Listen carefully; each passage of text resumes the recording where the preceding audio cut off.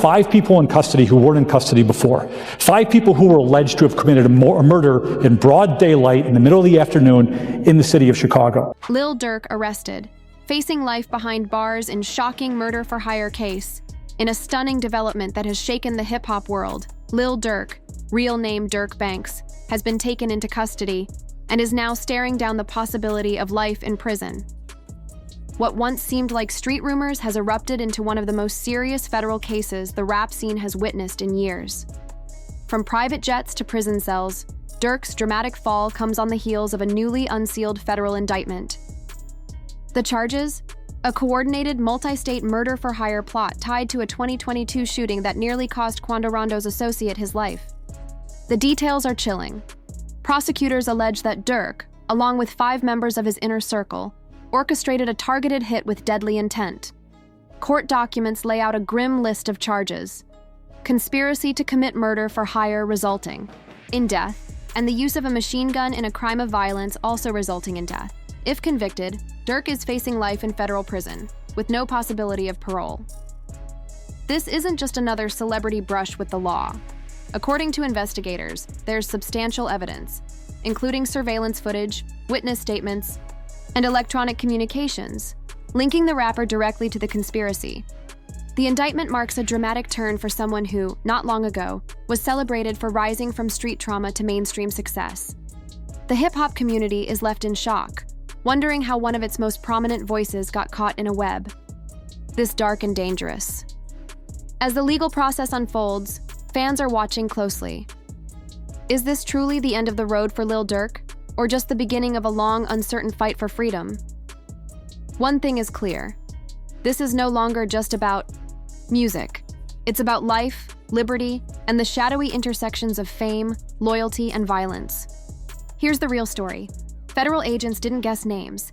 They traced 5 F affiliates straight to the August 2022 LA ambush that killed Quando Rondo's cousin. And let's be clear, Rondo wasn't random. He was the target. This was retaliation. King Von's death lit the match. And if you're wondering how Lil Durk got pulled in, understand this. The feds weren't playing checkers. They were patient, mapping the whole web until the boss piece, Durk, dropped. That hit was the sequel to the 2020 Monaco hookah lounge chaos in Atlanta, where King Von lost his life. It wasn't business, it was personal. And if you know how Durk moves, Von's death was never going unanswered. No snitch needed. The feds followed the money, the movements, and the motives. Once they had the shooters, the dots led back to Durk. By then, they had cell data, credit receipts, and travel logs. When the case cracked open, Durk was already boxed in. He's now locked in Broward County Jail, Cotton, Florida, and awaiting extradition. DJ Academics broke the story, sharing a post confirming Lil Durk, arrested by U.S. Marshals, tied to a federal murder-for-hire charge in the death of Lil Pab. And suddenly, Cat Williams' warning hit different. 2024 really is the year of truth. Now, F isn't just a label. It's being painted as a criminal enterprise. The court docs lay it out. Co-conspirator 1 put hits out, including on TB, aka Quando Rondo. Rewards included cash and fake deals, and it gets worse. Durk is listed as co-conspirator 3. A credit card tied to his former manager allegedly paid for the shooter's travel. Another card, reportedly in Durk's father's name. And when the hit was carried out, it unraveled fast. The shooters opened fire on TB's car but killed SR, Lul Pab, the passenger. The rumors of a leak? Confirmed. The docs say a member of the crew got TB's hotel location in LA, and the hunt was on. 2 untagged cars followed him to a gas station. 18 rounds. Pab was killed instantly. And then? They met up at a restaurant, tried to clean up the trail, but used the same credit card to fly back to Chicago. A perfect paper trail. Durk's trial, set for January 2025, was pushed to October. Why? Because this case is massive. Over 230 GB of evidence, 20,000 plus pages, photos, statements, medical files. But here's the kicker. A Chicago FBI agent just filed another affidavit tying Durk to a separate hit. This time, the 2022 murder of Stefan Mack, a known GD leader. Why? Streets say Mac was linked to Durk's brother, Deethang's 2021 murder. The feds claim Durk sent money for revenge. Text messages, DMs. It's all in the affidavit. And now Durk's team is scrambling to hold the line. Pre-trial release? Denied. Why? Because prosecutors hit the court with that FBI affidavit like a bombshell. To them, it proved one thing. Lil Durk is too dangerous to walk free. So maybe fans should have thought twice before chanting "slide for Von," because it looks like Durk actually did. And now, he might never come back. Says the charges mark the latest fallout from the high-profile killing of King Von. They connecting it. What this really means? Prosecutors see more than just a hit job. They see a deeper war. One built on blood, betrayal, and vengeance. And it all traces back to 2020. That night outside the hookah lounge in Atlanta, Quando Rondo's crew clashed with King Von's. What started with fists ended with Von dead. And from there, a cycle of retaliation ignited that still hasn't cooled off. While digging through this story, I came across a YouTube comment that said it best. It's tragic that all of this came from an ego-driven fight. Now all that's left are consequences Durk might carry forever. Let that sit for a second. Can you really blame Durk for sliding for Von? To understand why, you have to understand who Von was to him. This wasn't just two rappers from the same city. This was blood without the DNA, the so-called evil twins. Lil Durk, real name Durk Banks, was born October 19, 1992, in Inglewood, Southside Chicago. Not a neighborhood, a war zone. Crime, gangs, no father. His dad was sent away when Durk was just 7 months old. He grew up in the silence of that absence, raised by the streets, but saved by music. King Von, born Davon Bennett, came up in O Block, one of Chicago's most feared hoods. The kind of place where the streets are named after the dead. Von Dahl. Knew violence early. Arrests, shootouts, and loss surrounded him. But Von also had something rare, charisma and raw storytelling that demanded attention. Durk saw it. Not just the talent, but the pain behind it. Already rising in the rap game, Durk gave Von more than a feature. He gave him a path. He mentored him, shielded him, brought him into the fold. It wasn't just business, it was loyalty, brotherhood. So, when Von was murdered, this wasn't just another RIP caption. It was a trigger. This wasn't industry beef. It was personal. The whole story behind him, you know what I'm saying? He from O Block. Okay. You know what I'm saying? That should speak for itself. But you know what I'm saying? He just real. You know what I'm saying? His music, he just a real nigga. As their bond grew deeper, Lil Durk made it official. He signed King Von to his label. Only the family that move marked more than just a contract. It was a declaration. This is my brother. We ride together in music and in life shortly after King Van dropped his debut mixtape, Grandson Vol. Born in 2019, it featured Crazy Story 2.0 and Twin Nem 2 tracks that didn't just slap, they sealed the evil twins' identity in the eyes of fans worldwide. The project popped off, and Van's talent for vivid street-laced storytelling won him a loyal following, but let's not twist the facts. Von didn't come into the rap game clean before music. He was feared he beat a murder case in 2017. That was the turning point, not into music, but into legend from that moment forward. King Von didn't. Just rap. He used beats to declare war, known to openly diss rivals in his lyrics. Von, a proud member of the Black Disciples, constantly fired shots at STL, their sworn enemies from just blocks away in Chicago. As a teen, Von V headfirst into gang life. The Black Disciples weren't just a crew. They were a citywide force soaked in blood. History, power, respect, revenge.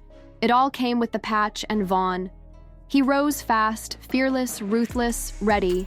His name started circulating the streets like a whispered curse. One of the first strikes that solidified his reputation was the murder of King Doc, a rival gang member, on April 28, 2012.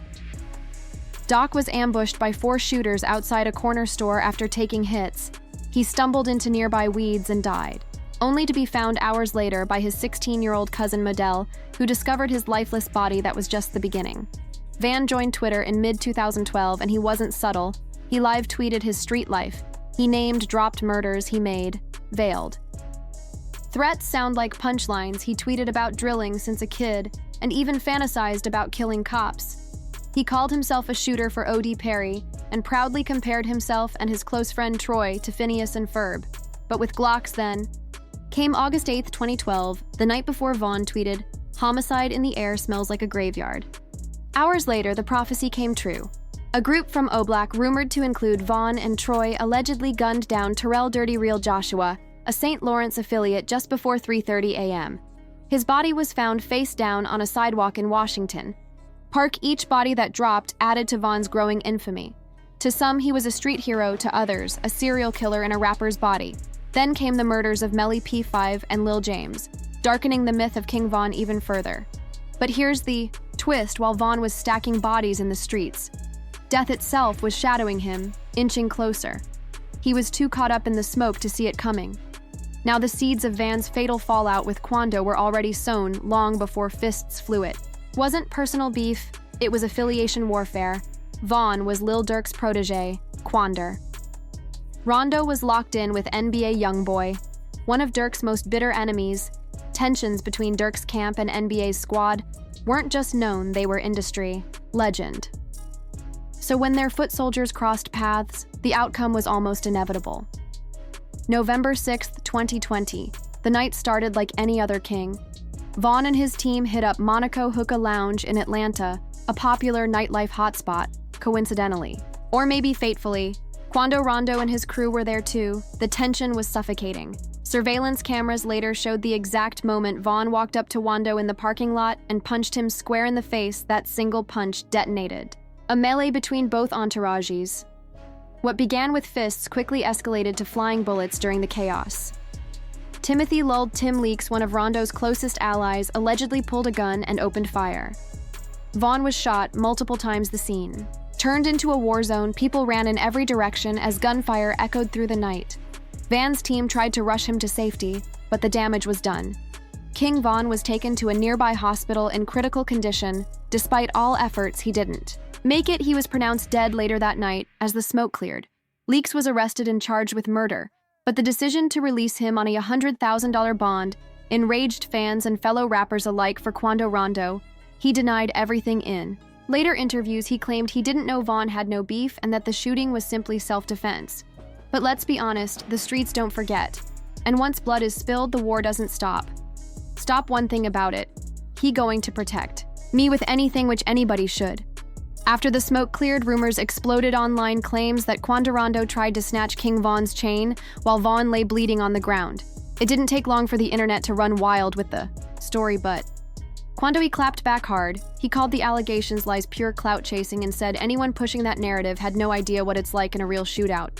Ain't nobody thinking about no damn chain when bullets flying, he said.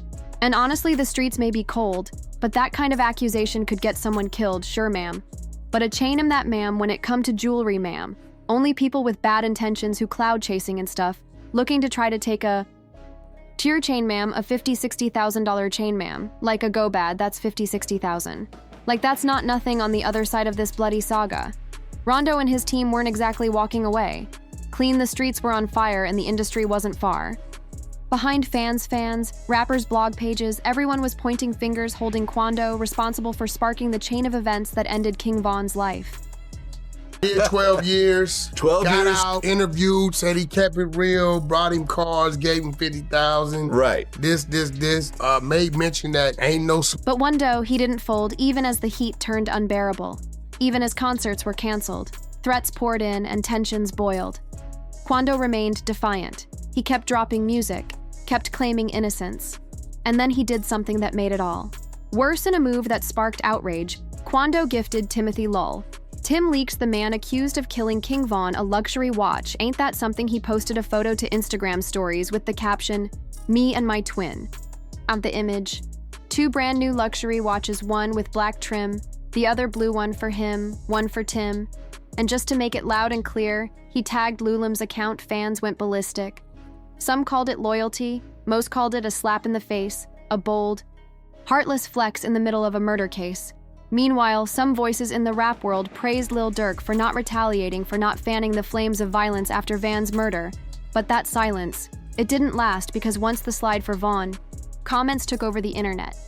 Durk gave them what they asked for, and just like that, his empire collapsed. Fall of a giant.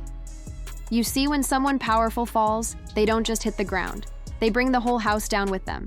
That's exactly what happened to Lil Durk 2024.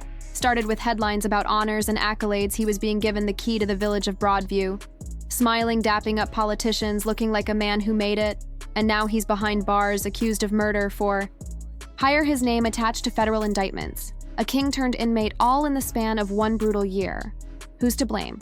It's simple, you can't live two lives forever. You're either a rapper or a gangster. But if you try to be both, eventually you'll be like Lil Durk, a rapper in jail, and an empire on the outside crumbling with no one left to steer it, because the feds, they never stop watching. Touch something dirty, and they'll wait, they'll follow, they'll stack the evidence until you feel safe. And that's when they strike, as Akko Davis, assistant director of the FBI's Los Angeles field office, famously said, "While you're out living your life thinking you got away with it, we're putting the pieces together, and one day, they'll fit." And that's exactly what happened to Durk. He started 2024 shaking hands with mayors. He ended it chained up by marshals. Want a quick rewind of how things flipped so fast? Let's take a look at how Lil Durk's downfall truly began. Applause, just. When things seemed to be looking up for Lil Durk, life pulled the rug right from under him.